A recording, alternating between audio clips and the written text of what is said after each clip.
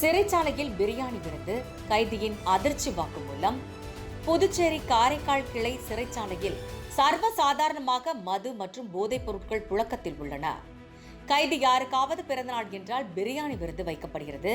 சிறைச்சாலையில் உள்ள கண்காணிப்பாளர் உட்பட அதிகாரிகள் கைதிகள் செய்யும் தவறுகளுக்கு உடந்தையாக இருக்கிறார்கள்.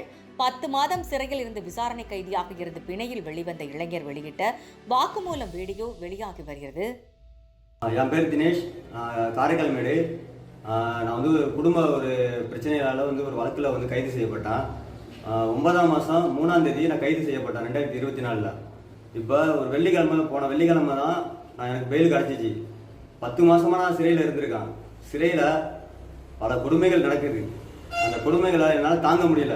பல பேர் பாதிக்கப்பட்டிருக்காங்க. இந்த கொடுமைகளை அதிகாரிகிட்டையும் சொன்னாக்கா அதிகாரியும் சப்போர்ட் பண்ண மாட்டாங்க.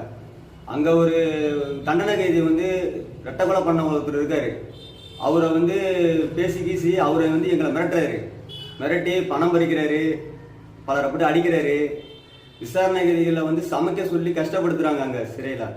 இதெல்லாம் அங்கே நடக்குது. அப்பப்போ போதைப் பொருட்கள்லாம் உள்ள அலோட் பண்ணுறாங்க. அலோட் பண்ணி அந்த தவறும் நடக்குது.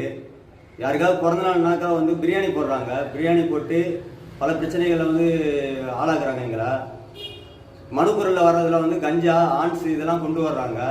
பல பிரச்சனைகள் நடந்துட்டு இருக்கு. இதை பெட்டிஷன் எழுதி கொடுக்கலான்னு சொல்லிட்டு அதிகாரிகிட்ட கேட்டாக்கா பெட்டிஷன் பேப்பர் கொடுக்க மாட்டாங்க. டிராப் பாக்ஸை விசாரணை கைதிக்கு கண் பார்வையில் வைக்க சொன்னாங்க நீதிபதி ஐயா. இன்னும் இதுவரைக்கும் சிறையில் டிராப் பாக்ஸை கண் பார்வைக்கு நேராக வைக்கவே இல்லை. பெட்டிஷன் பேப்பர் கேட்க போனாக்கா அதெல்லாம் தர முடியாதுன்னு சொல்லிட்டு அதிகாரிகள் சொல்கிறாங்க. இவ்வளோ பிரச்சனைகள் இருக்கு. என்னை அஞ்சு அதிகாரிகள் என்னை அடித்து எனக்கு மன ரீதியாகவும் உடல் ரீதியாகவும் என்னை பாதிக்கப்பட வச்சிருக்காங்க. இது எனக்கு மட்டும் இல்லை. இந்த பாதிப்பு என் கூட இருந்த சக கைதிகளுக்கும் இந்த பாதிப்பு இருந்தது. இன்னைக்கு நான் வெளியே வந்துட்டேன். அதனால இந்த பிரச்சனைகளை நான் சொல்றேன். இனி வெளியே வருவவங்களும் சொல்லுவாங்களா என்னன்னு தெரியல. ஆனால் மிரட்டி வச்சிருக்கிறாங்க எல்லாரும். இது சூப்பரண்டும் உட்பட அந்த அதிகாரியும் இதுல இன்வால்வ் இருக்கிறாங்க. இதான் உங்கள்கிட்ட நான் பதிவு பண்றேன். மனவேதனையில சொல்றேன், உடல் வேதனையிலையும் மனவேதனையும் சொல்றேன்.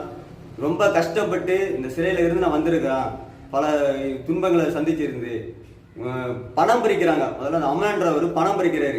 அது சூப்பரண்டு அதிகாரியை கையில வச்சுக்கிட்டு இந்த பணம் பறிக்கிற வேலை நடந்துட்டு இருக்கு. பல பேர்கிட்ட பணம் பறிச்சு பல குடும்பங்களை நாசம் பண்ணிட்டு இருக்கிறாங்க. இதை யாருமே சொல்றதுக்கு வெளியே சொல்றதுக்கு பயந்துக்கிட்டு இருக்கிறாங்க. என்னையும் கூட வெளியே வரும்போது சொன்னாங்க, யார்ட்டையும் சொல்லாத அப்படின்னு சொல்லி தான் விட்டாங்க. இருந்தால் எனக்கு மனசா இல்லை. ஏன்னா என்னால் ஒரு 40 பேர் நல்லா இருக்கட்டுமேன்னு சொல்லிட்டு தான் இதை நான் சொல்றேன்.